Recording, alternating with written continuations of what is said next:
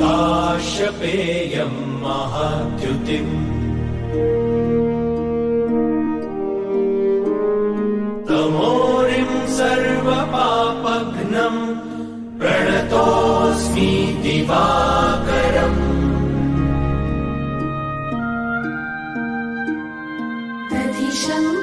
दधिशङ्खतुषाराभम् क्षीरोदार्णवसम्भवम् नमामि शशिनं सोमम् शम्भोर्मुकुटभूषणम्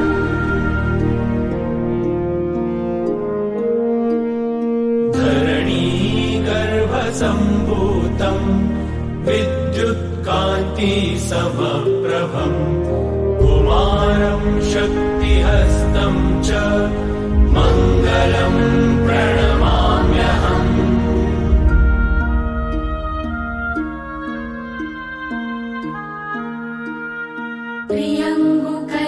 प्रियङ्गुकलिकाश्यामम्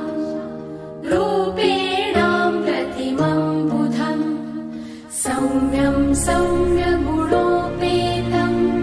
तं बुधं प्रणमाम्यहम्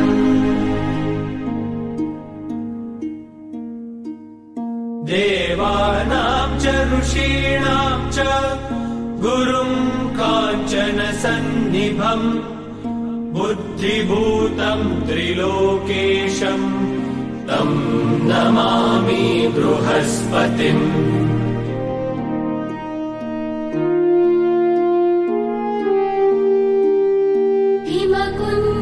हिमकुन्दमृणालाभम् दैत्यानां परमं गुरुं सर्वशास्त्रप्रवक्तारं भार्गवं प्रणमाम्यहम्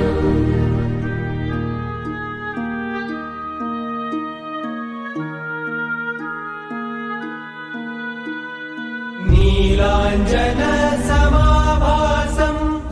रविपुत्रं यमाग्रजम् छायामार्तण्डसम्भूतं तं नमामि शनैश्चरम्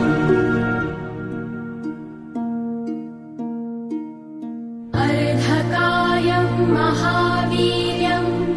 चन्द्रादित्यविमर्दनम्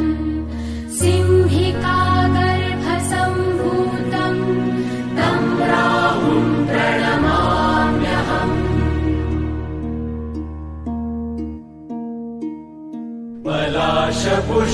पलाशपुष्पसङ्काशम्